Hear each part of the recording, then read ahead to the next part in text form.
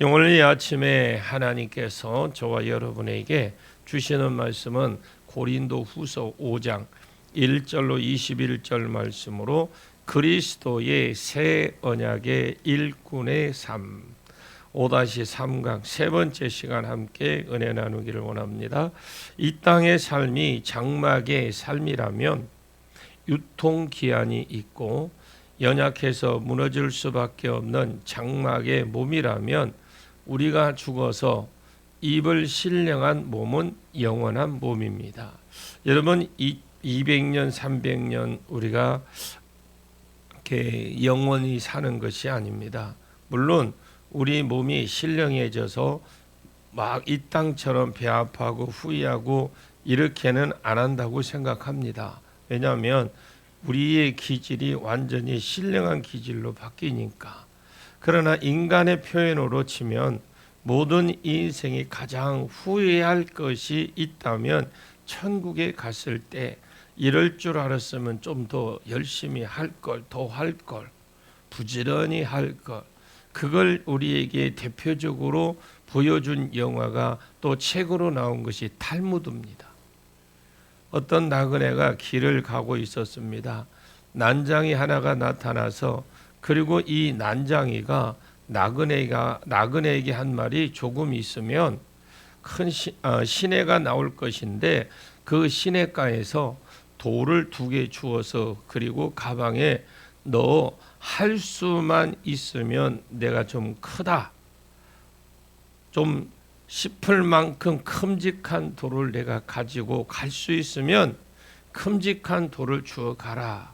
그랬더니 아니 이 난장이가 나타나서 큼직한 돌을 주어 가라고 했는데 만약에 큰 돌을 2개를 들고 가면 힘들고 그래서 조그마한 돌을 2개를 들고 간 겁니다. 그리고 쉬는 시간에 난장이가 한 말이 생각나서 난장이가 돌 2개를 주어 가라. 그러면 내가 오늘 내 생애에서 제일 기뻐하는 날이고 오늘이 내 생애에서 제일 후회하는 날이 될 것이다. 이 기쁨과 후회가 동시에 너에게 몰려올 것이다. 그래서 조그마하게 들고 가겠다. 조그마한 걸 들고 가겠다 싶은 돌 2개를 주어 갔습니다. 그 난장이가 한 말이 생각나서 쉬는 시간에 가방을 열어서 돌을 꺼내 보았더니 그게 금으로 바뀌어 있었습니다. 이 사람이 제일 처음에 말로 하지 못할 기쁨이었습니다. 그러나 시간이 지나면 지날수록 후회스러웠습니다. 이럴 줄 알았으면 아까 내가 큰 돌을 많이 있었는데 내가 왜 이 작은 돌을 취해 가지고 왔나? 시간이 갈수록 후회가 밀려왔습니다. 여러분 천국에 가면 이런 일이 생길 겁니다. 새하늘과 새 땅 새 예루살렘 성 그곳에 못 들어가더라도 주변 성읍들이 나는 너무 좋다. 요한계시록 21장에 새하늘과 새 땅 새 예루살렘 성읍은 이 예루살렘 성 자체는 천국의 수도입니다. 수도가 너무 크기 때문에 동쪽에 문이 3개, 남쪽에 문이 3개, 북쪽에 문이 3개 있는 것이고 외곽지대로 나가는 문입니다. 출입문은 서로 할 수는 있지만 출입은 서로 할 수 있어요. 그런데 사는 것은 딱 정해져 있다라는 거예요. 여기 있는 사람이 그러니까 밖에 변방에 사는 사람이 안에 들어가지 못 살아요. 왜냐하면 성벽이 그곳에 살 사람들이 이름이 다 적혀 있어요. 출입은 할 수 있어요. 살지는 못합니다. 그리고 천국은 사각형입니다. 새하늘과 새 땅에 살면 정사각형, 장, 관, 고가 같은데 이런 곳이 어디 있어요? 장과 고가 같은 곳이 지성소밖에 없습니다. 구약의 지성소는 천국에 딱 한가운데 보좌가 있습니다. 그리고 그 보좌를 둘러서 영광의 빛이 이제 멀어지면 멀어질수록 그것이 장소적으로 우리가 보기에 안 좋은 것입니다. 인간적으로 표현을 볼 때에 그것이 외곽지대도 좋습니다. 그러나 진짜 생각이 있는 사람이라면 수도에 사는 것을 사모하십시오. 혹시 여러분 가정의 가훈에 성실히 살자, 가훈을 많이 붙었는데 그것은 여러분들이 알아서 하시고 생명책에 등록한 사람은 전부 다 가훈을 바꾸십시오. 거실에 수도에 살자. 걸어 놓으십시오. 둘째, 걸어 놓고만 하지 말고 그렇게 수도에 살려고 하는 또 삶을 살아가십시오. 둘째, 바울의 새 언약의 일꾼으로 자기 삶을 이끌어갔던 힘은 주님을 사랑하는 마음입니다. 그리스도의 사랑입니다. 11절 말 보겠습니다. 우리는 주의 두려우심을 알므로 사람들을 권면하거니와 우리가 하나님 앞에 알려졌으니 또 너희의 양심에도 알려지기를 바라노라. 우리는 주의 두려우심을 알므로 이 두려움은 이 포보스라고 한다. 포보스라고 하는데 이 말은 바울이 말하는 이 포보스는 우리는 주의 도우심으로 알므로 자기를 창조하신 분이고 자기에게 천국을 주실 분이니까 하나님이 얼마나 존경스럽고 경외스러웠겠습니까? 그 존경하면서 오는 두려움이 포부스입니다. 알므로 사람들을 권면하거니와 우리가 하나님 앞에 알려졌으니 우리 하나님 앞에 알려졌다 이 말은 하나님은 바울을 아십니다. 바울이 어떤 부르심이 있는지 그리고 어떤 목표를 가지고 바울이 지금 달려가는지 하나님은 당연히 아시겠죠. 알려진 바 되었으니 너희 양심에도 알려지기를 바라노라.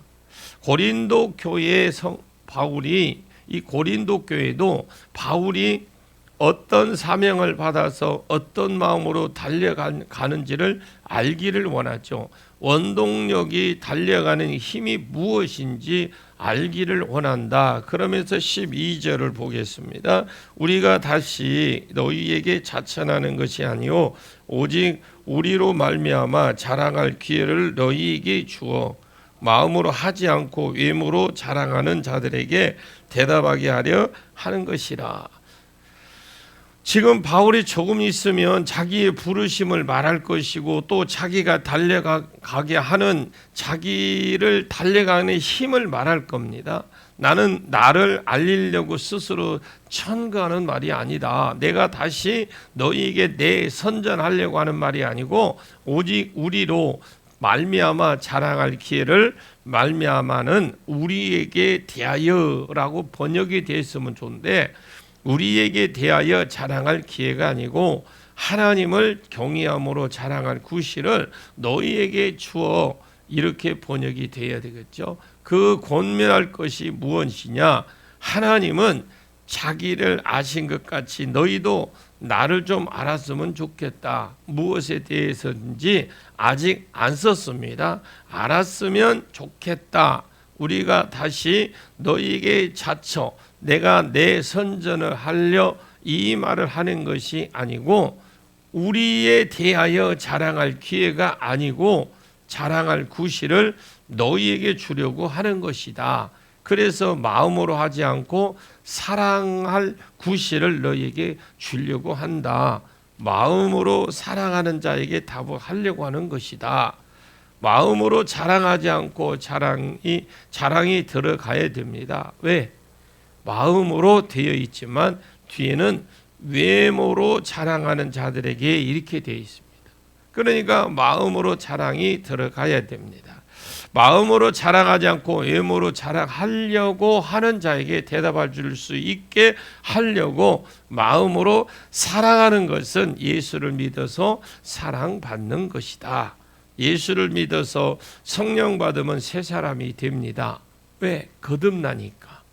성품에 있어서 사람이 달라지고 능력에 있어서 사람이 달라지고 또 하나님을 닮는 자가 되고 이것을 자랑해야 되는데 이것은 자랑 안 하고 외모를 자랑하는 거다. 이것이 유대인의 거짓 선생들이다.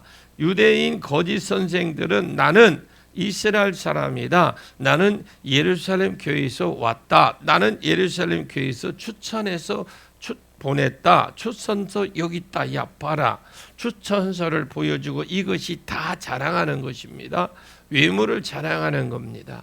진짜 성도라면 무엇을 자랑해야 됩니까? 내가 예수 믿고 성령이 내 속에 임함으로 내가 이런 것이 달라지고 내가 이런 것이 이렇게 달라졌고 내가 이런 영역에서 달라졌고 자기의 마음에 변화된 자기의 속사람을 자랑을 해야 되는데 속사람 자랑은 안 하고 외모를 자랑하는 유대인 거짓 선생들을 염두해 두고 하는 말입니다. 이 유대인 선생들에게 오늘 보면 12절에 오직 우리로 말미암아 우리에 대하여 자랑할 구실을 너희에게 주어서 대답하게 하려 하는 것이다.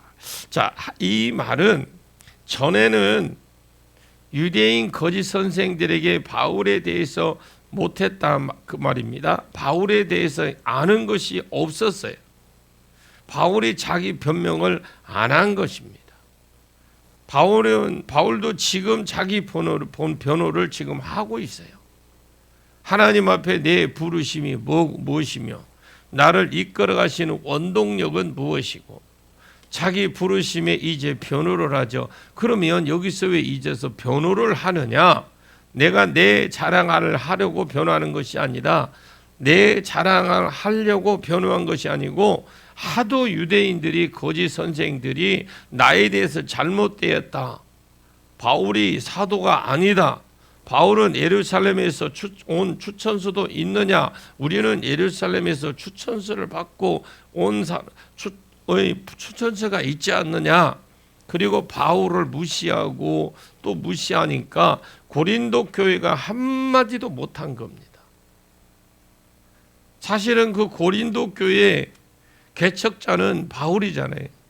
그런데 그 추천서가 뭐 이렇다 저렇다 하니까 고린도 교인들이 말을 못하는 거예요. 그리고 그 사람 말을 받은 거예요. 그대로 받고 바울을 배척한 겁니다. 그러니까 모르면 자기들도 배척함으로 하나님 앞에 범죄하는 겁니다. 모르면 범죄할 수밖에 없는 거예요. 모르면 천국 소망, 상급 소망 가지고 살 수 없습니다. 이것도 들어야 자꾸 이것이 내 성경적 사고가 생기고 그래서 바울은 자기에 대해서 지금 하나님이 나를 아셨다. 너희도 알기를 원한다. 그러면 왜 이 고린도 교인들이 바울에 대해서 알기를 원하느냐? 그 유대 거짓 선생들을 그들이 외모로 자랑하려고 하는 사람에게 너희가 대답할 구실을 주기 위해서 그런 것이다. 어떻게 보면 그 사람 고린도 교회의 유익입니다. 바울에 대해서 바로 알아야 바울의 가르침에 바르게 알 수 있고 끝까지 달려갈 수 있으니까 바울이 자기를 자랑하려고 하는 겁니다. 13절 보겠습니다. 우리가 만일 미쳤어도 하나님을 위한 것이요 정신이 온전하여도 너희를 위한 것이니. 유대인의 거짓 선생에게 제일 많이 들었던 소리가 바울이 미쳤다라는 겁니다. 바울이 무슨 철새냐? 오늘 예배소에 있다가 몇 년 지나니까 또 고린도에 갔다가 마게도냐에 갔다가 지금까지 돌아다니고 있다. 낮에는 일하고 장막을 만드는 일, 낮에는 노동하고 밤에는 가르쳤습니다. 아니 어디서 저런 사람이 와서 저렇게 하겠느냐? 저 사람 미친 사람이다. 예루살렘에서 온 추천서도 없다. 이렇게 말을 한 겁니다. 바울이 그것에 대해서 변명을 지금 해주는 겁니다. 내가 만약 그 사람들 말대로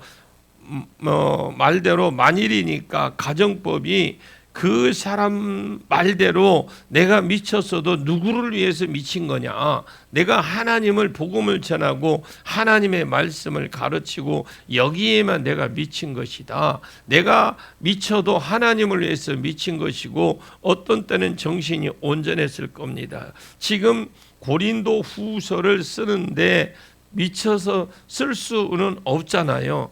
온전히 집중해서 썼을 겁니다. 내가 정신이 온전하이도 너희를 위한 것이다. 이 말은 나는 내가 없는 삶이다 그 말이거든요. 그냥 자기 삶은 미쳐도 하나님을 위한 삶 아니면 성도를 위한 삶입니다. 내가 초이성을 발휘해야 교회에 유익하다 싶으면 초이성을 발휘하고 내가 미쳐야 하나님을 기쁘시게 할 수 있는 생각은 미쳐서 살고 나는 내가 없는 삶이다. 여러분도 이 말을 할 수 있는 자가 되기를 축복합니다. 내가 미쳐도 하나님을 향해서 미쳤고 내가 초이성을 발휘해도 너희를 위해서 그랬다. 나는 내가 없는 사람이다. 그러면서 14절 볼까요? 그리스도의 사랑이 우리를 강권하시도다. 우리가 생각하건대 대한 사람이 한 사람이 모든 사람을 대신하여 죽었은즉 모든 사람이 죽은 것이라. 그리스도의 사랑이 우리를 강권하시도다. 우리가 생각하건대 한 사람이 모든 사람을 대신하여 죽었은즉 모든 사람이 죽은 것이라. 바울이 왜 미쳐 살았느냐? 그 13절 14절 앞에 보면 가르가 나와요. 가르. 왜냐면이라고 나와. 무엇이기 때문에 이것이 가릅니다. 그러면 자기가 미쳤어도 하나님을 미쳤고 자기가 초이성을 발휘해서 온전해도 교회를 위해서 그런 것이다. 난 내가 없는 사람이다. 왜? 자기는 자기가 없었느냐? 가르죠. 왜냐면 그리스도의 사랑이 자기를 강권했다라는 겁니다. 1인칭 복수를 비록 썼지만 그리스도의 그리스도가 아닙니다.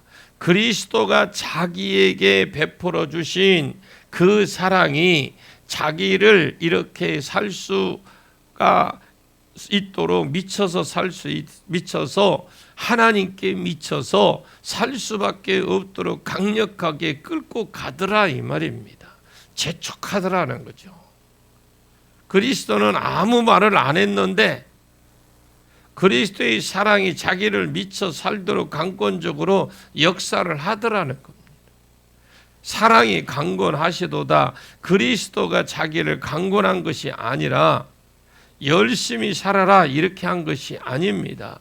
그리스도의 사랑이 이 아가페 사랑이라고 되어 있는데 아가페 사랑은 무조건적이고 희생적인 사랑이 아가페입니다.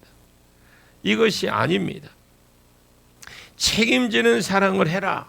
그리스도의 사랑이 무엇으로 나타냈느냐? 그리스도의 사랑이 우리가 생각하건대가 아니라 그리스도의 판단하건대 한 사람이 모든 사람을 대신하여 죽어서 모든 사람이 죽은 것이라. 이 모든 사람이 죄를 지었습니다.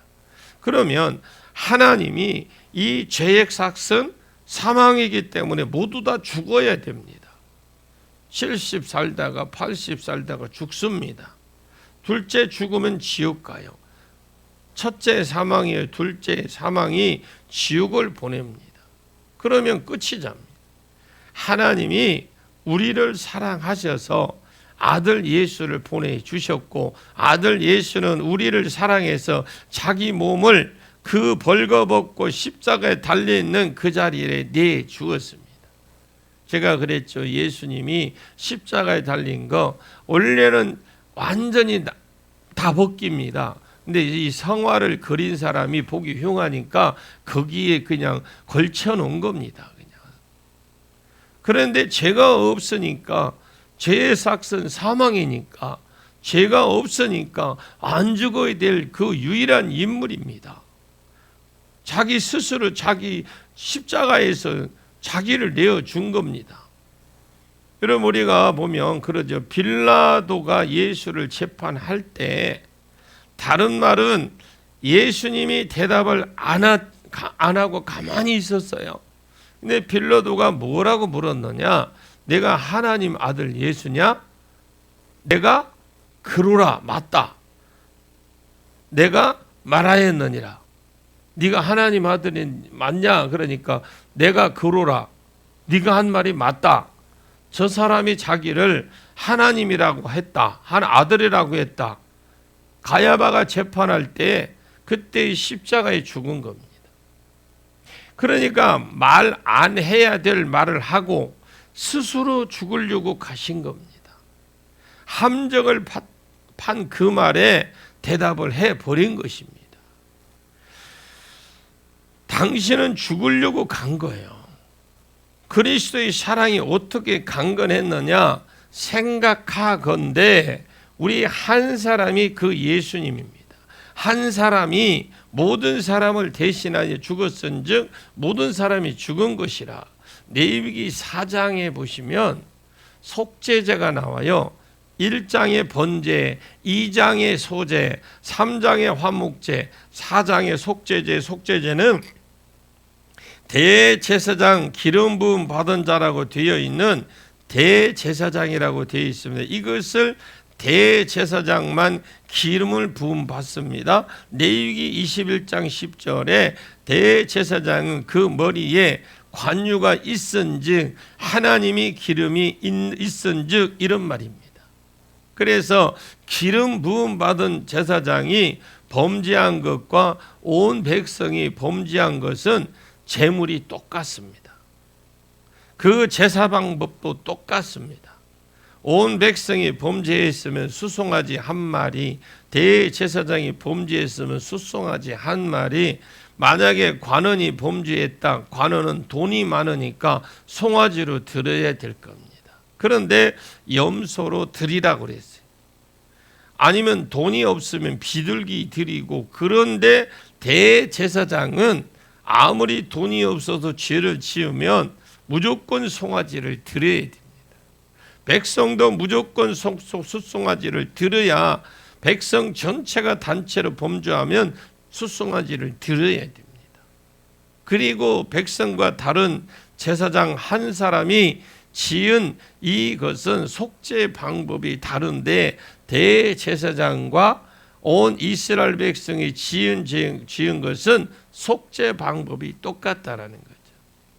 죽어서 피를 발라서 피는 지성소에 가서 피를 7번 뿌리고, 분향단에 뿔 4개 있는데 그 뿔에다가 쳐 바르고, 그 피에 바르고, 나머지 피는 들고 와서 제단에 부고, 그리고 이 제단에서 기름, 쓸개, 콩팥 이런 기름, 지방 이런 건 번제단에 사르고, 그리고 몸은 영문 밖으로 가져가서 불살랐습니다. 그래서 예수가 영문 밖에서 죽은 것인 그 죽으실 모형을 상징하는 거죠. 백성도 똑같습니다. 백성이 지를 지면 제물이 똑같고 제사 방법 똑같습니다. 그거 어떻게 하느냐? 백성도 대신 피를 받아서 휘장에 가서 7번 뿌리고 분향단에 바르고, 나머지 제물을 붓고, 그리고 기름 못 먹는 기름진 거 전부 다 제단에 사르고, 그리고 나머지 육체는 전부 다 끓고 영문 밖으로 가서 또 불살라 버려요. 똑같죠. 제물. 대제사장 한 사람과 이스라엘 백성들의 죄의 무게 해결책 갖게 되는 건 똑같이 만들어 놨습니다. 여호수아 20장에도 도피성, 어떤 사람이 부지 중에 사람을 죽였을 때 도피성이 숨습니다. 또 이 도피성에 숨으면 이 사람이 집에 갈 수 있는 방법은 딱 2가지예요. 하나는 재판을 받아야 되고, 내가 죽이려고 한 것이 아니고, 아닙니다, 내가 장작을 펴려고 했는데 도끼질을 하는데 도끼가 빠져나가서 그냥 그 사람이 맞아서 죽었습니다. 그 사람도 도끼질하고 있었는데 도끼에 빠져서 나가서 악하는 소리 들려서 돌아보니까 사람이 쓰러진 것을 보니까 죽었더라. 이것이 증명이 되면 재판에 무죄하고 통과됩니다. 그러면 집에 갈 수 있느냐? 없나? 못 갑니다. 무죄 판결을 받아도 집에 못 가다가 그 당대에 대제사장이 죽으면 그때 이 사람이 집에 갈 수 있다라는 거죠. 왜? 왜냐하면 대제사장 한 사람의 죽음은 모든 사람들의 죄를 사하는 효과가 있기 때문에 제사 방법은 똑같습니다. 무게의 재물의 무게, 죄의 무게하고 무게입니다. 이 죄의 무게를 똑같이 해놓고 그리고 죄 해결 방법을 둘만 똑같이 해놓은 것인데 이 제사장은 오실 예수 그리스도의 모형이고 이스라엘의 온 백성, 온 세상의 사람들의 모형이고 해결 방법이 똑같게 만들어 놨습니다. 그래서 대제사장 한 사람이 죽는 것이 모든 사람이 죽음이 된다는 거죠. 온 백성이 죄를 지었다. 하나님의 죄의 삭선 사망이니까 다 죽어야 돼. 그리고 지옥에 보내게끔 그러면 깔끔합니다. 보내버리면. 그러나 우리를 사랑하셔서 아들 예수를 보내겠다 구약의 약속을 또 약속하고 유명하다는 선지자들이 한마디씩 다 해놨잖아요. 이 예수가 메시아의 고유 사역이 있을 것이다 하면서 이 예수는 그 약속의 신실함을 알기에 자기도 죽기는 싫었지만 십자가로 그냥 즐거이 가신 겁니다. 대답 안 해도 될 걸 대답을 하고, 이것이 하나님 예수 그리스도를 사랑이죠. 예수 그리스도가 자기를 열심히 하라고 강제성을 띈 것이 아니라 그 사랑이 자기를 강건하게 했다. 여러분, 내가 설교를 준비 안 하고 놀아도 아무도 뭘 할 사람 없어요. 그러나 나는 스스로 하고 있어요. 스스로 내가 부끄럽지 않도록 최선을 다해서 합니다. 누가 강요해서가 아니에요. 내 주변에 있는 사람 다 하지만 그렇게 뭐 할 필요 있느냐라고 하는 사람이 있어요. 그러나 최선을 다합니다. 자, 15절을 볼까요? 15절입니다. 그가 모든 사람을 대신하여 죽으심은 살아있는 자들로 하여금 다시는 그들 자신을 위하여 살지 않고 오직 그들을 대신하여 죽었다가 다시 살아나신 이를 위하여 살게 하려 함이라. 그가 모든 사람을 위해 죽으심은, 우리나라에 성경 빠진 희나가 있어요. 희나는 목적을 나타내는 전치사라고 하는데, 그러니까 무엇을 하기 위하여, 이게 목적이 무엇이냐, 그가 모든 사람을 대신하여 죽으신 목적이 무엇이냐, 여기 살아있는 자를 번역을 잘해야 되거든요. 이것을 숨쉬고 살아있는 자가 아닙니다. 그러면 뭐냐, 예수가 십자가의 대속의 죽음을 죽었다고 앞에 되어 있습니다.